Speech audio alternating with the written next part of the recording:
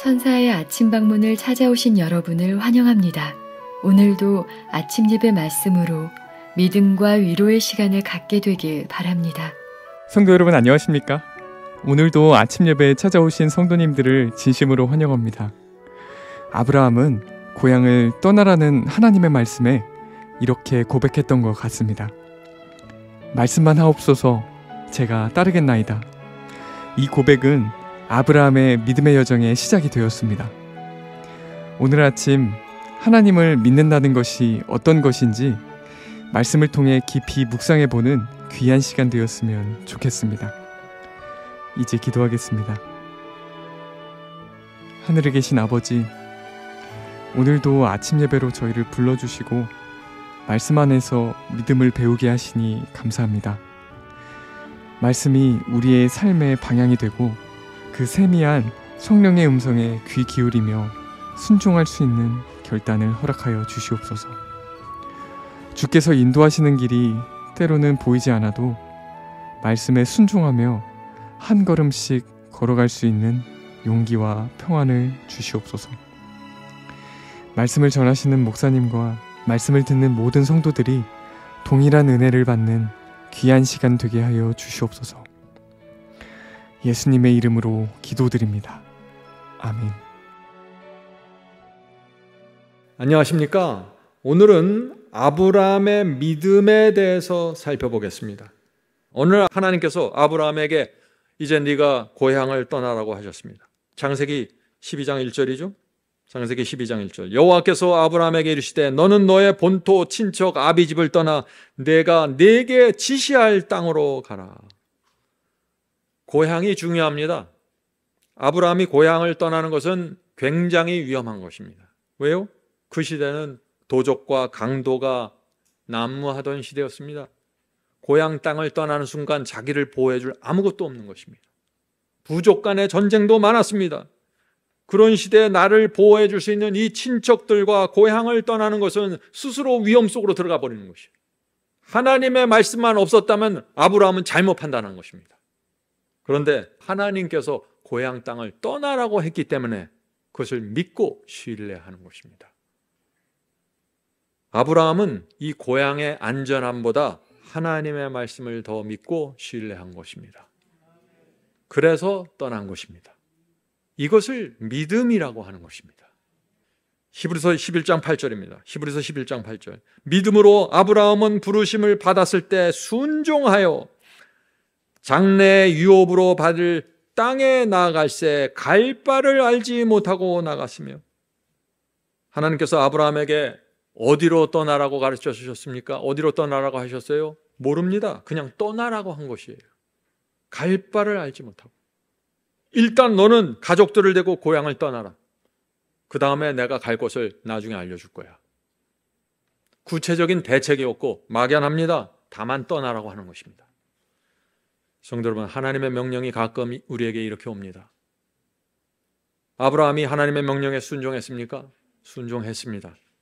어디로 가야 될지, 어떻게 살아야 될지 막막했지만 순종했습니다. 이것을 성경은 믿음이라고 말하는 것이에요. 왜요? 하나님을 너무나 믿는 것입니다.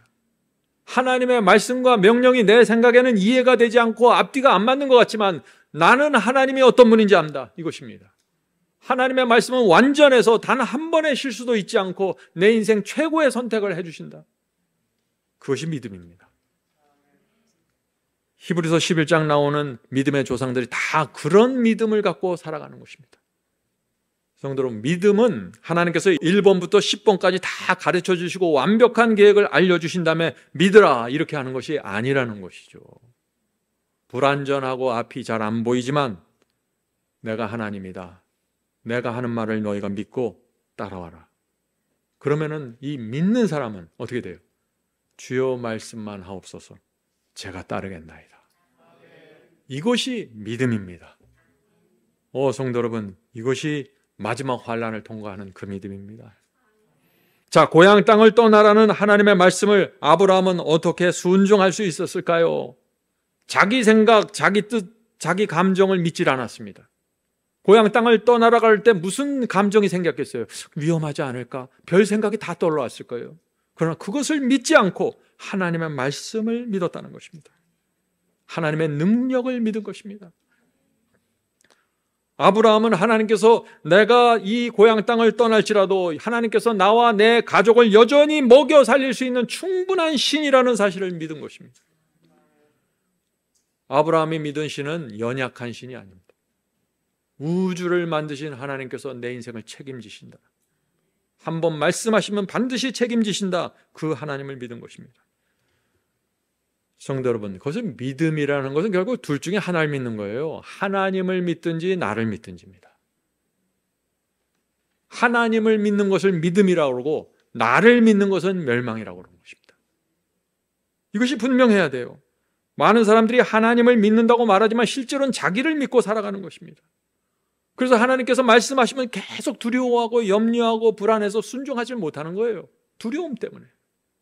하나님은 사랑하는 것 같아요. 그런데 두려움이 너무 큰 것입니다. 그래서 말씀만 하옵소서 제가 따르겠나이다. 이 신앙으로 들어가는데 실패하는 것입니다. 성도 여러분, 우리 그리스도인들이 하나님의 능력을 믿지 못하면 어떻게 될까요? 이 인생을요, 정말 불안하게 살게 됩니다. 사람들 눈치 보고 늘 주변을 살핍니다. 확고부동함이 없습니다. 늘 마음이 초조하고 염려합니다. 지칩니다. 믿음에서 믿음으로 성장하지 못하게 되는 것입니다. 그래서 먹고 사는 일에 급급해서 순종의 종으로 살아갈 수 없다. 왜요? 이유는 단순합니다. 하나님의 지혜와 능력과 완전하심을 내가 믿지 못한다는 것이죠. 차라리 내가 나를 믿고 사는 것이 마음이 편하다는 것입니다. 그래서 예수께서 두 주인을 섬기지 말라고 하신 것이에요. 성도 여러분, 하나님께서 어떤 분이십니까? 나와 내 가족이 먹을 것과 입을 것을 충분히 공급하실 수 있는 능력이 있는 분 아닙니까? 그래서 예수께서 그런 거는 기도하지도 말라고 그런 거 아니에요? 우리가 하나님의 능력을 바라보면은 바로 백부장의 대답이 나온다는 것입니다. 주여 말씀만 하옵소서 제가 따르겠나이다. 이것이 믿음입니다. 성도 여러분, 우리가 믿음이 있으면, 하나님께 대한 믿음이 있으면요, 하나님께 질문하지를 않게 돼요. 제 경험도 그래요. 믿음이 없었을 땐 질문이 많았어요. 하나님 꼭 이렇게 해야 됩니까? 성경에 왜 이렇게 자꾸 이상한 얘기들이 나오나요? 어떻게 하라고 저보러? 근데 하나님께 대한 믿음이 생기니까 어떻게 돼요? 질문이 사라져요. 아브라함은 하나님께서 약속하신 땅이 어디입니까? 묻지 않고 떠났어요. 왜요? 하나님을 믿었기 때문입니다. 하나님, 제가 그 땅으로 이사가면 그 땅에 땅값이 오를까요? 농사가 잘 될까요? 묻지를 않는다는 것입니다. 왜 묻지 않아요? 두 가지 이유가 있어요. 첫째, 하나님을 신뢰하기 때문에 묻지 않는 것입니다. 둘째, 하나님의 말씀에 순종하는 것이 나에게 최고의 복이라고 확신하는 것입니다. 그것이 내 인생의 행복이고 유익이라는 사실을 내가 신뢰하기 때문에 묻지 않고 가는 것입니다. 아브라함의 믿음에도 위기가 찾아왔죠. 그 위기를 누가 가져왔습니까? 옆에 있는 사람이죠. 사라의 믿음이 흔들리면서 아브라함도 흔들렸습니다. 사라가 남편에게 이런 식으로 얘기했죠. 여보, 당신이나 나이가 이제 너무 많아서 하나님께서도 아기를 주기 힘든가 봅니다. 우리 기다릴 만큼 기다렸으니 당신이 하갈과 동침해서, 젊은 하갈과 동침해서 아들을 낳으세요. 그렇게 하면 하나님의 약속이 성취될 수 있을 것 같습니다. 우리 이번에 하나님을 좀 도와드립시다. 하나님께 대한 믿음이 사라지면, 하나님의 능력을 놓쳐버리면 바로 인간의 얄팍한 생각이 나와서 계산을 하는 것입니다. 하나님의 능력을 보아야 계산을 끝내는 것입니다. 그렇게 얄팍한 인간의 생각이 나왔을 때 결과가 무엇이에요? 결과가 이스마엘입니다. 이스마엘이 나오자 어떻게 됐어요? 곧바로 불행이 찾아왔습니다. 사라, 아브라함, 하갈 모두 불행해졌습니다. 성도 여러분, 우리 인생에 이스마엘이 나오지 않도록 조심해야 됩니다. 이스마엘이 언제 나옵니까? 하나님의 능력과 완전하심을 놓치고 얄팍한 인간의 꾀를 돌리기 시작할 때 이스마엘이 튀쳐나오는 것이에요. 우리 생각에는 이스마엘이 가장 적당한 것 같아요. 그러나 하나님께서는 이스마엘을 약속의 자녀로 인정하지 않고 너희가 내 능력과 내 완전하심을 믿고 신뢰하면서 나온 열매만을 하나님께서 그것을 하나님의 의로 받아들이시겠다는 것입니다. 단 하루를 살더라도 하나님을 믿고 사세요. 우리가 잊지 맙시다. 우리는 피조물이고 하나님은 전지전능한 창조주십니다. 하나님께서 한 번 말씀하시면 그대로 이루어지고 한 번 예언하시면 수백 년, 수천 년이 지나가면서 그대로 이루어집니다. 하나님께서는 실수라는 것이 없어요. 그래서 하나님을 누구든지 알기만 하면 말씀만 없어서 주여 제가 무조건 따릅니다.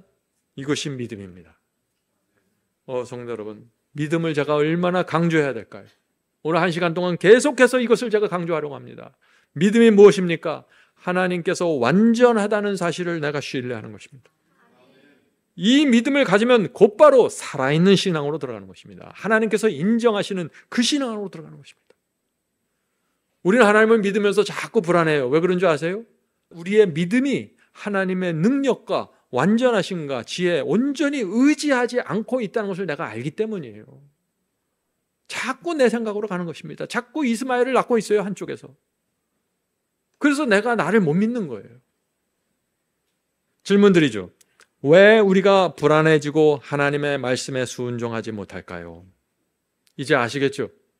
하나님께서 완전하시고 전지전능하다는 그 믿음을 잃어버렸기 때문입니다. 주여 말씀만 하옵소서 제가 따르겠나이다. 이 믿음이 없으면 그 다음부터 바로 두려움과 염려에 시달리게 되는 것입니다. 데살로니가전서 2장 13절입니다. 너희가 우리에게 들은 바 하나님의 말씀을 받을 때 사람의 말로 아니하고 하나님의 말씀으로 받음이니 진실로 그러하다. 바울이 뭐라고 말하고 있습니까? 너희가 말씀을 받을 때 사람의 말로 받지 말라. 사람의 말로 받으니까 순종하지 않지. 하나님의 말씀으로 받으면 너희들이 굴복하게 될 거야. 너희들이 이 말씀을 베드로의 말, 요한의 말로 받아들이니까 순종하지 않는 거야. 하나님의 말씀으로 너희가 받는다면 어떻게 그 앞에서 너희들이 고개를 꼿꼿이 세울 수 있는가? 하나님의 말씀으로 받음이니 진실로 그러하다. 이 말씀이 또한 너희 믿는 자 속에서 역사하느니라. 말씀이 귀로 들어가는 거 아니에요. 말씀이 우리 속으로 들어가서 우리 속에서, 우리 두뇌 속에서 역사해서 우리를 잡아주시는 것입니다. 능력으로 잡아주시는 거예요. 이 능력을 경험하는 사람들이 믿음으로 말미암아 의롭게 된다는 것을 이해하게 되는 것입니다. 말씀이 역사해서 순종케 하십니다. 성도 여러분, 말씀을 창조주 하나님의 말씀, 하나님께서 내게 주신 말씀으로 받아주셔야 합니다. 그럼 완전히 달라집니다. 말씀이 우리 속에서 역사를 이룹니다. 조건이 있어요. 그 말씀을 하나님께서 내게 직접 주신 말씀으로 받을 때만 이 역사가 이루어진다는 것입니다. 사람의 말로, 설교자의 말로 받아들이면 역사는 안 이루어져요. 말씀이 나를 설득하고 하나님의 말씀이 내 얄팍한 생각과 잔꾀를 잘라낸다는 것입니다. 능력으로 말이죠. 그것이 히브리서의 기별입니다. 히브리서 4장 12절. 하나님의 말씀은 살았고 운동력이 있어 좌우의 날선 어떤 검보다도 예리하며 혼과 영과 및 관절과 골수를 찔러 쪼개기까지 하며 또 마음의 생각과 뜻을 감찰하나니. 말씀에 이런 파워가 있는 것입니다. 이 말씀의 능력과 파워를 믿고 받아들이는 것이 믿음이라고 말하는 것입니다. 그래서 믿음으로 의롭게 되는 것입니다. 말씀을 믿음으로 받아들일 때 그 말씀이 내 속에 들어가서 자르고 해치고 쪼개버리니까 말이죠. 그래서 결과를 만들어내는 것이에요. 하나님의 말씀은 살았고 운동력이 있습니다. 여러분들이 아침에 예배드리고 말씀을 받을 때, 말씀을 읽을 때 기대하는 마음으로 받으셔야 돼요. 어떤 검보다 예리합니다. 그러므로 우리가 할 일은 뭐예요? 말씀이 계속해서 내 속에 들어가도록 해줘야 된다는 것입니다. 말씀을 창조주 하나님의 말씀으로 받는 자들은 반드시 살아나고 순종의 종으로 살게 됩니다. 그렇게 안 될 수가 없는 것입니다. 이사야 55장 보겠습니다. 이사야 55장 10절 12절. 비와 눈이 하늘에서 내려서는 다스리는 그리로 하늘로 가지 않고 토지를 적시어 싹이 나게 하며 열매가 맺게 하여 파종하는 자에게 종자를 주며 먹는 자에게 양식을 줌과 같이. 무슨 뜻이에요? 하늘에서 비와 눈이 내리면 그것은 허지로 돌아가지 않고 반드시 결과를 만들어낸다는 것입니다. 그것처럼 하나님의 말씀이 오면은 반드시 결과를 만들어낸다는 것은 지금 이사야 선지자가 말하고 있는 것이요. 계속해서 읽어보겠습니다. 11절. 내 입에서 나가는 말도 하나님의 입에서 나가는 말씀도 헛되이 내게로 돌아오지 아니하고 나의 뜻을 이루며 말씀이 나와서 내 속에 들어가서 하나님의 뜻을 이뤄낸다는 것입니다. 나의 뜻을 이루며 나의 명하여 보낸 일에 형통하리라.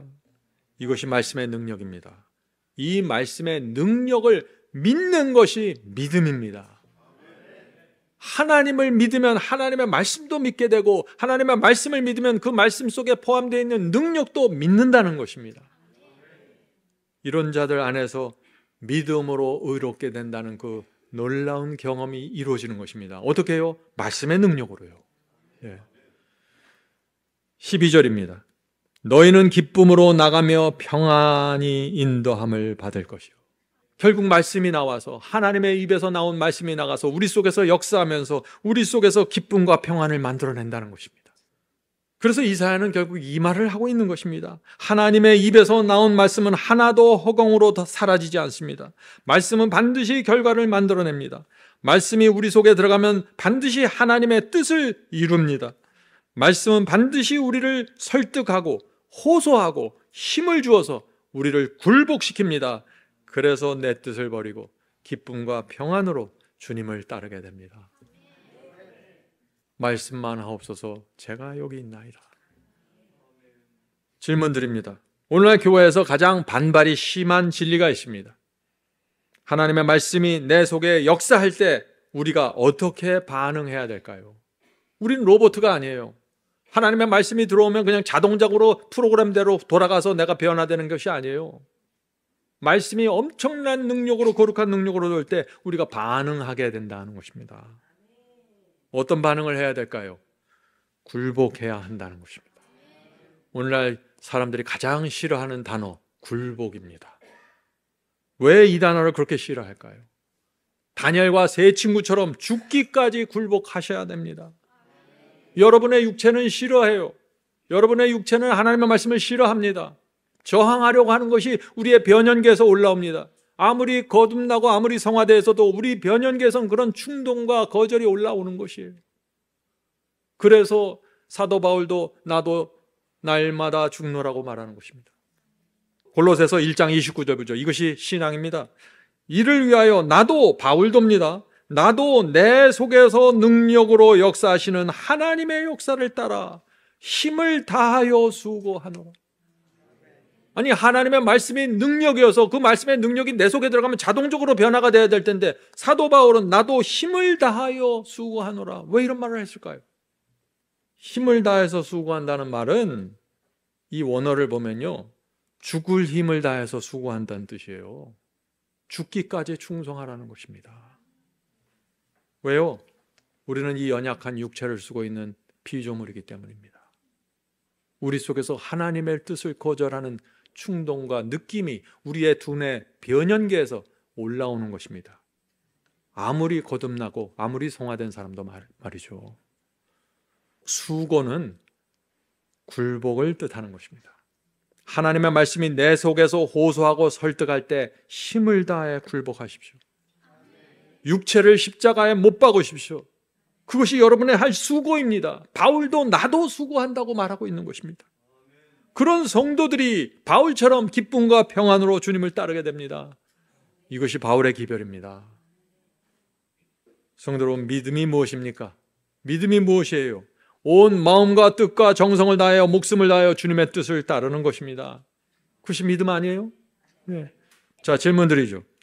오늘날 교회에서 가장 많이 존재하는 가짜 믿음이 어떤 것일까요? 가짜 믿음. 어떤 믿음이 거짓 믿음입니까? 하는 질문입니다.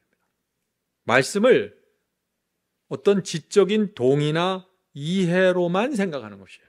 아, 내가 그 교리 알았습니다. 깨달았습니다. 나는 믿음이 있습니다. 이렇게 생각하는 거예요. 가짜 믿음이라는 것이죠.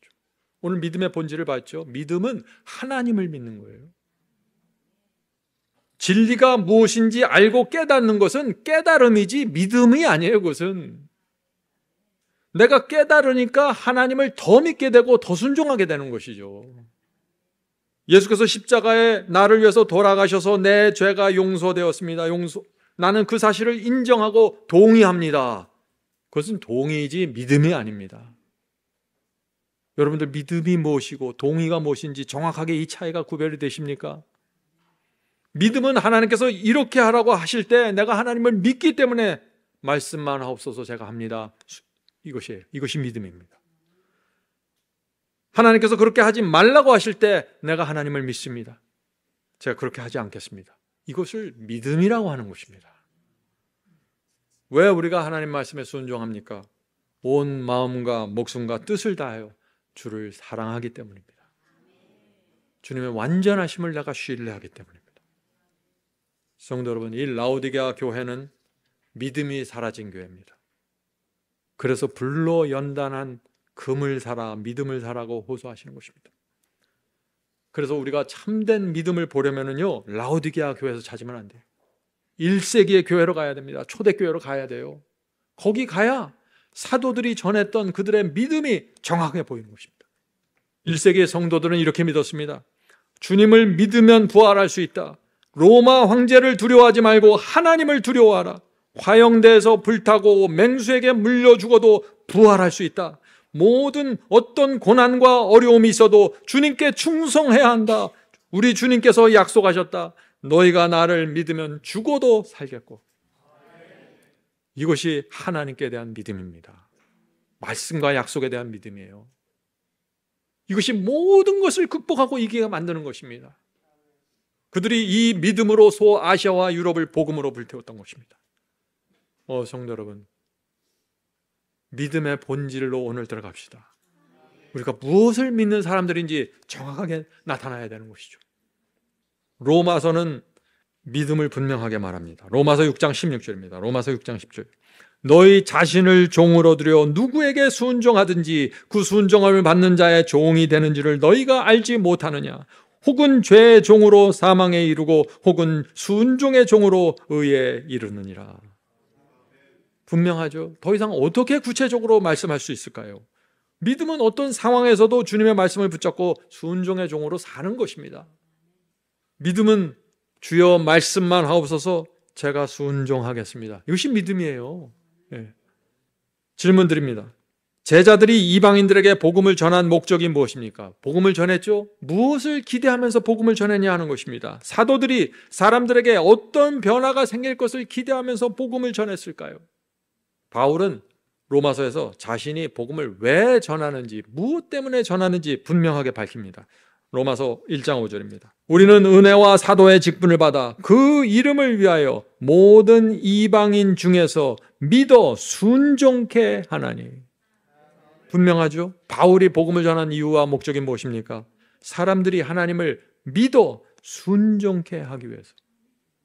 너희 주님을 믿냐? 거기서 끝나라. 이게 아니에요. 믿습니까? 순종하십시오. 이것이 복음이라는 것이에요. 로마서 마지막 장에서도 바울은 똑같은 말씀을 다시 반복합니다. 로마서 16장 26절 27절. 모든 민족으로 믿어 순종케 하시려고 알게 하신 바, 자, 믿어서 순종케 하려고 복음을 알게 했다는 것입니다. 복음을 전했다는 것입니다. 그 비밀의 계시를 쫓아낸 것이니 이 복음으로 너희를 능히 견고케 하실 지혜로운 하나님께 예수 그리스도로 말미암아 영광이 세세토록 있을지어다. 아멘. 성도 여러분, 바울이 어떻게 해야 하나님께 영광을 세세토록 돌릴 수 있다고 했습니까? 복음을 믿어 순종케 되어야만 하나님께 영광을 돌릴 수 있다고 말하는 것입니다. 너무 당연한 말씀 아니에요? 하나님 말씀에 순종하지 않고 믿는다고 하면서 사탄 쫓아다니고 자기 뜻대로 살아가는데 어떻게 하나님께 영광을 돌리겠어요? 너무나 당연한 말씀이에요, 사실은. 성도 여러분, 복음은 우리를 믿음까지 데려가는 것이 아니라 순종의 열매까지 인도한다는 것이에요. 그래서 이 복음이 능력의 복음이 승리의 복음이라고 말하는 것입니다. 창조주 하나님을 전적으로 믿고 신뢰하십시오. 그분의 말씀을 받아들일 때 성령께서 역사하십니다. 그것은 미움이고 그것은 증오니까 버려야 된다. 성령께서 가르쳐 주시고 책망할 때 굴복해야 된다는 것입니다. 그때 성령께서 우리 속에 새 마음을 주신다는 것입니다. 성령께서 우리에게 새 정신, 새 인생관, 새 신앙, 새 동기, 새 감정을 주셔서 우리를 새로운 피조물로 태어나게 하신다. 이것이 믿음으로 말미암아 거듭나는 것이고, 성령께서 우리 속에서 이런 하나님의 의를 날마다 이루어 주시기를 간절히 바랍니다. 하늘에 계신 저희들의 아버지, 하나님은 여호와시고 저희는 피조물입니다. 주여, 저희가 하나님을 오해하고 산 적이 많이 있습니다. 주여, 저희가 하나님을 알고 저희가 누구인지 알게 해 주시옵소서. 하나님께서 얼마나 위대하시고 얼마나 큰 능력을 가지셔서 말씀 한 번 하시면 우주를 만드시고 모든 것을 창조하시는 그 하나님, 그 입에서 나온 말씀이 저희 속에 들어갈 때 그 말씀이 능력이 돼서 움직인다는 사실을 믿게 해 주시옵소서. 성령께서 말씀과 함께 역사하시면서 우리가 누구인지 보여주시고 우리의 문제가 무엇인지 가르쳐 주시고 인도하시고 힘을 주시면서 우리를 끌고 간다는 이 사실을 믿게 해 주시옵소서. 저희가 반응하게 해 주시옵소서. 하늘에 계신 아버지, 저희의 믿음이, 저희의 신앙이 말씀과 따로 겉돌지 않도록 도와주시옵소서. 말씀이 하나의 지식과 이해에서 끝나는 것이 아니라 하나님에 대한 믿음으로 나갈 수 있도록 축복해 주시옵소서. 이 어려운 세상과 고단한 세상에서 하나님을 의지하고 사는 것이 얼마나 큰 특권인지 저희가 깨닫게 해 주시옵소서. 하나님을 생각할 때마다 저희가 달려가서 하나님 옆에 서기를 간절히 소원하는 그런 마음과 정서를 허락해 주시옵소서. 하나님께 대한 오해를 내려놓고 하나님께서 얼마나 우리를 구원하고 하늘 도성으로 인도하시기를 소망하는지 저희가 알 수 있도록 성령께서 가르쳐 주시옵소서. 더 이상 인간의 생각과 꾀에 의지하지 않고 거룩하신 하나님, 나를 위해서 모든 것을 바치신 하나님을 의지하고 이 세상 살아갈 수 있도록 축복해 주시옵소서. 모든 말씀 예수 그리스도의 이름으로 간절히 기도드립니다. 아멘. 성도 여러분, 마지막 사명에서는 아침 예배 채널을 유튜브에서 별도로 운영하고 있습니다. 아침 예배 채널에서는 매일 새벽 4시에 예배 영상이 올려지고 있으며 특별히 아침 9시에 예배가 진행됩니다. 아침 9시 예배가 아침 예배 채널의 독특한 특징입니다. 원하시는 분들은 유튜브에서 아침 예배 채널을 별도로 구독 신청하여 주시면 저희와 함께 아침마다 예배 드릴 수 있습니다. 매일 아침마다 하나님의 말씀으로 저희 모두가 주 앞에 나와 예배 드리는 신앙으로 함께 나가게 되길 간절히 바랍니다. 감사합니다.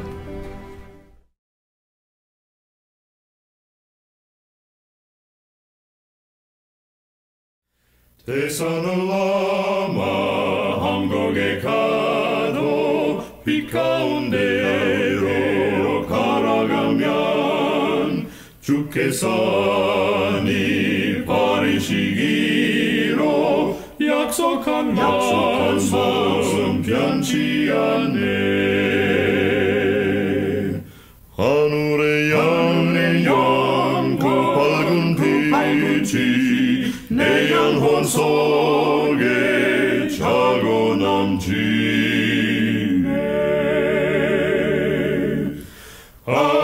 할렐루야 늘 기뻐하며 주 이름 높이 찬양하리. 권명한 자비 늘 기뻐하며 영원한 장군 적적하고 그 크신 이름 찬양함으로 날마다 걸어가리. 하늘의 영광 그 밝은 빛이 내 영혼 속에 차고 넘치네. 할렐루야 널 기뻐하며 주 이름 높이 찬양하리.